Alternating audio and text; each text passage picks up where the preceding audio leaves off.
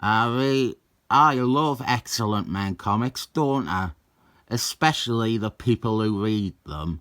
So here is a Wolfman issue.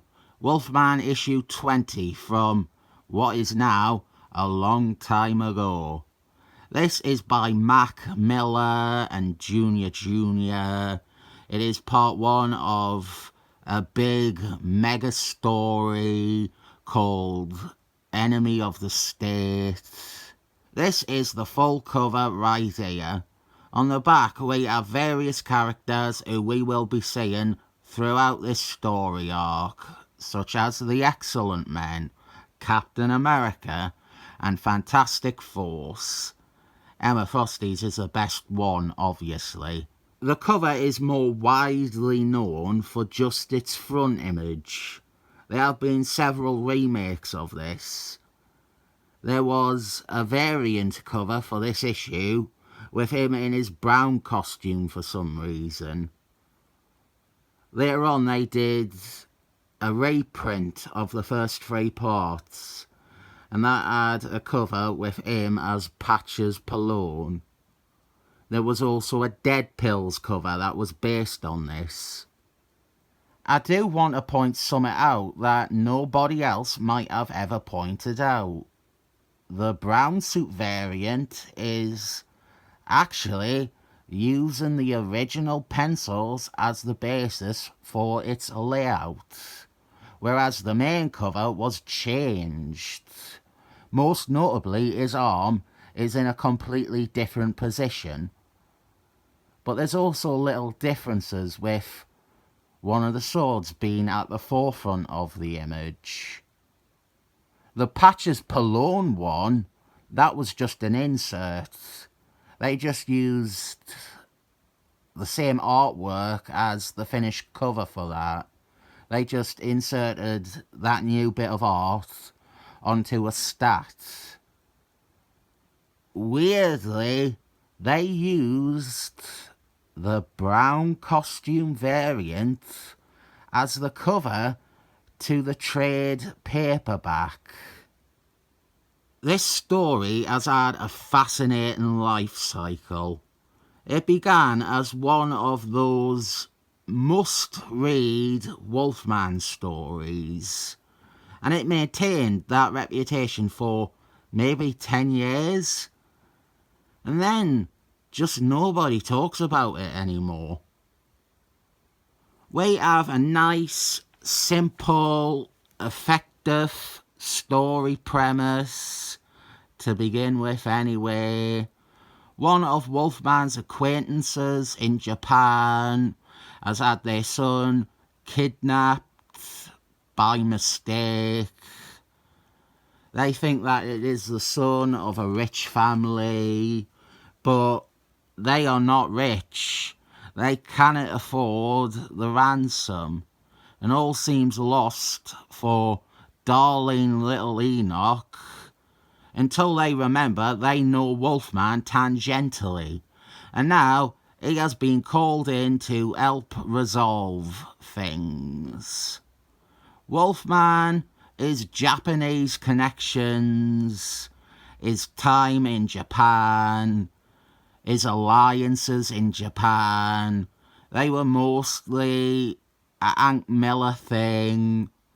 They were only really incorporated into the character in his first series because the writer Christopher Clairvoyant believed that nobody liked ninjas, and therefore Wolfman would fall out of popularity, which is what he really wanted to happen. You might as well get used to hearing the name Hank Miller. This story owes tremendously to the work of Hank Miller. Wolfman meets the kidnappers in a graveyard to negotiate the release of darling little Enoch. And obviously, Wolfman, he is not going to pay these scumbags. he plans to turn the tables on them, but it is an ambush. The kidnappers have, as backup, the Foot Clan.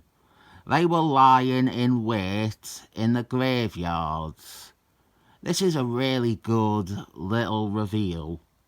We have a double-page spread here, but something has happened, and at least my copy has the second page in the spread looking faded. It looks the worst where the images are continuing, where they connect to the first page, because the colours in no way match because of it. The Foot Clan, they are the Marvel Universe's go-to Japanese ninja sect. They were created by Hank Millar in the pages of Daredevil. They became one of Daredevil's recurring enemies, and Hank Millar also brought them across to Wolfman. Go Ninja, go Ninja, go! The Foot Clan are being led by, or this group of them are being led by a new character, the Kurgan. That is him at the bottom of this page, the Kurgan. There can only be one. Right now, we are seeing Wolfman fight ninjas. He is slicing and dicing all these ninjas. Mac Millar is nobody's idea of a great writer, but he absolutely works on a story like this. This is playing to all of his strengths. And in essence, we are watching a man play with action figures. But this is Wolfman. This is a Wolfman comic. This is a Wolfman story. I cannot think of a character that could benefit more from being treated like an action figure. Nobody is reading Wolfman for stories about philosophy or romance. They want shit like this. Exciting action stories. We get our full introduction to the Kurgan here, and it is great. Wolfman is actually taken by surprise. He is stabbed from behind with Kurgan's sword. Even though the sword is the main focus of the image, Junior draws the sword shockingly bad.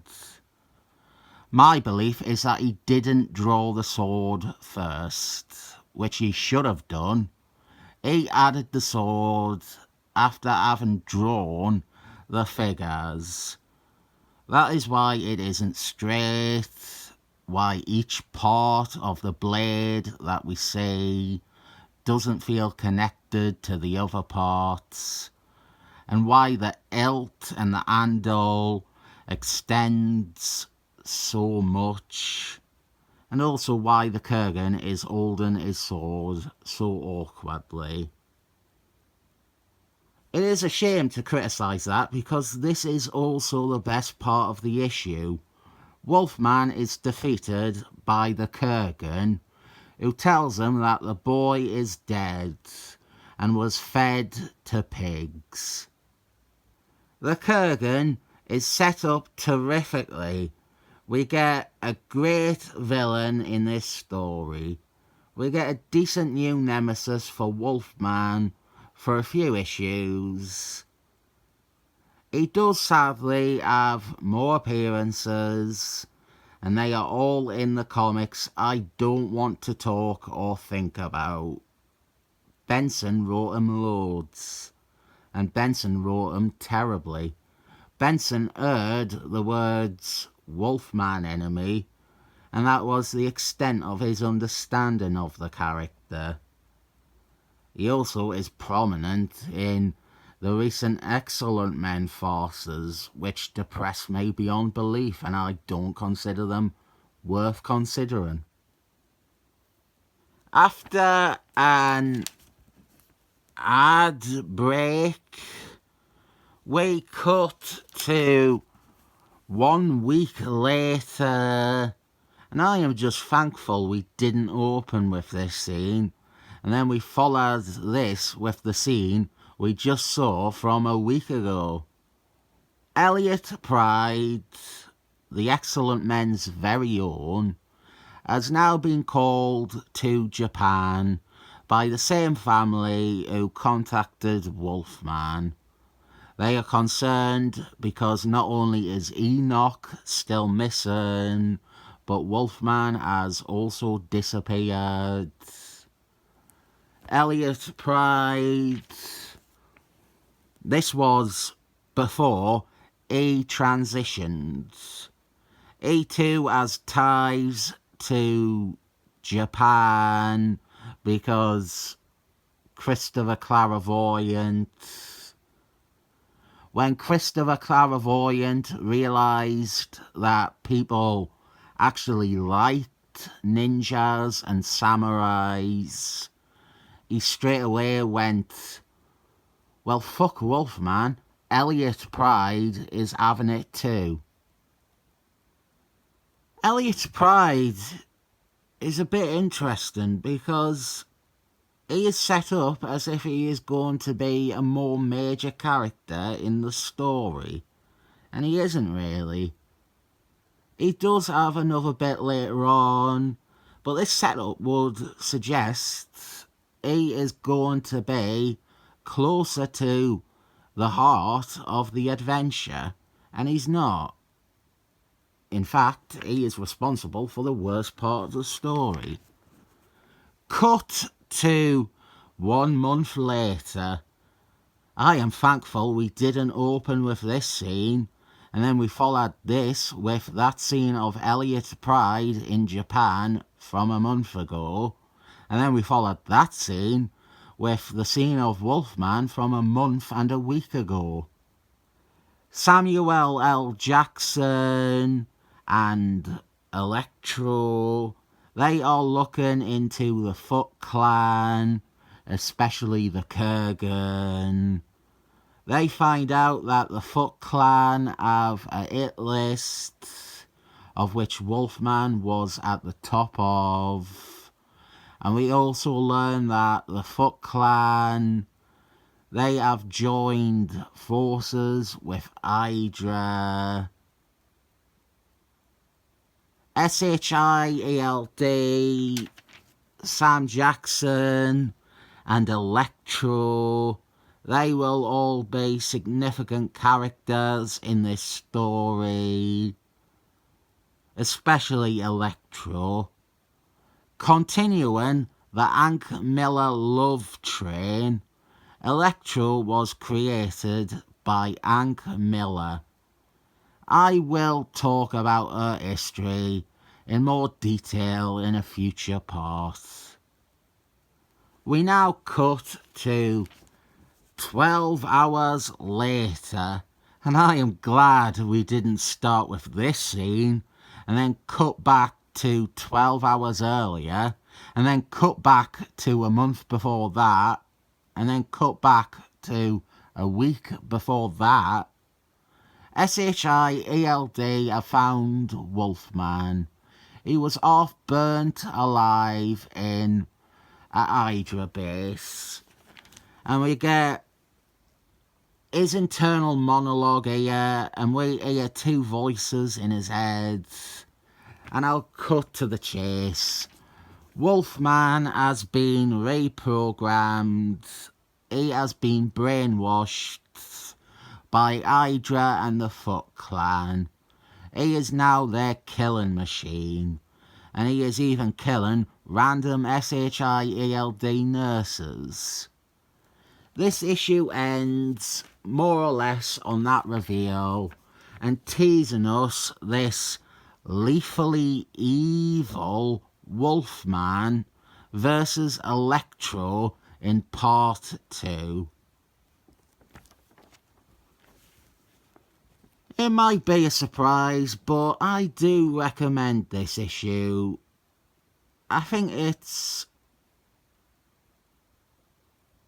engaging, and it has its ideas. A great opening shot fired, and it is understandable why for so long this was pointed to as one of the essential Wolfman stories to read. The story does continue on the path of feeling like a man playing with toys and making them fight each other, but it's Wolfman. I think that is as valid an approach to Wolfman as letting Hank Miller do ninjas because you hope it'll turn people off the character you have come to consider a burden. I'll give this 7 ninja stars up.